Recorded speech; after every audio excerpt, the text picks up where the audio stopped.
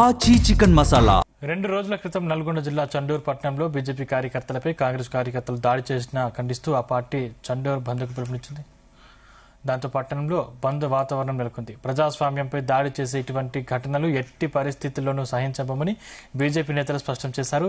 BJP కార్యకర్తలపై దాడి చేసిన నిందితులను వెంటనే అరెస్టు చేయాలని, కఠినమైన సెక్షన్ల కింద కేసులు నమోదు చేయాలని డిమాండ్ చేశారు. బీజేపీ కార్యకర్తల జోలికి వస్తే ఉరికించి కొడతామని స్పష్టం చేశారు.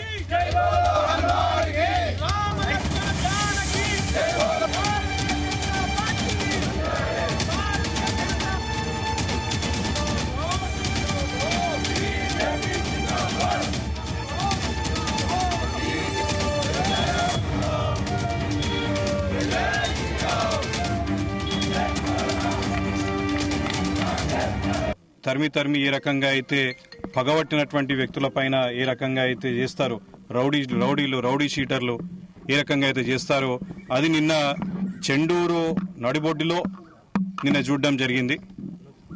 అసలు ఎంత ఘోరం అంటే ఒక భారతీయ జనతా పార్టీ కార్యకర్త కేవలం ఎన్నికల్లో పార్టీని కింది స్థాయి వరకు తీసుకెళ్లాలి, పార్టీ అభ్యర్థిని గెలిపించాలని చెప్పి ఎవరైతే కార్యకర్తలు కష్టపడ్డారో వాళ్ళపైన పగబట్టి ఈ కాంగ్రెస్ పార్టీ రౌడీలు, గూండాలు తాగొచ్చి మా కార్యకర్తలపైన అటాక్ చేయడము, మా కార్యకర్తలపైన ఈ రకంగా అయితే నిన్న నిర్దాక్ష్యంగా అటాక్ చేశారో దాన్ని మేమందరం కూడా తీవ్రంగా ఖండిస్తూ ఉన్నాము.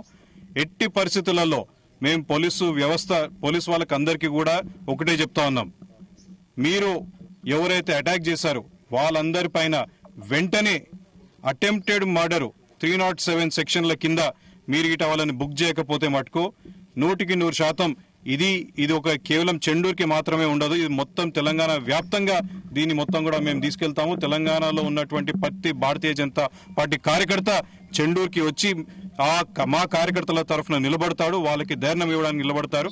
రేపు అంటే 18 తారీఖు నాడు మా రాష్ట్ర అధ్యక్షులు ఎన్ రామచంద్రరావు గారు రేపు ఇక్కడ ఎవరైతే దెబ్బలు తాకినాయో మా కార్యకర్తల్ని పరామర్శించడానికి రేపు వాళ్ళు వస్తా ఉన్నారు. రేపు వచ్చి ఎస్పీ గారిని కూడా కలిసేటువంటి ప్రయత్నం చేస్తాము. ఎస్పీ గారు ఉన్నారంటే వారిని కలుస్తాం, లేకుంటే ఎస్పీ ఆఫీస్ కి మటుకు 100% వెళ్లి అక్కడ ఏదైతే కంప్లైంట్స్ ని ఏదైతే తక్కువ సెక్షన్స్ లో ఇక్కడ ఉన్నటువంటి సిఐ గారు రాశారో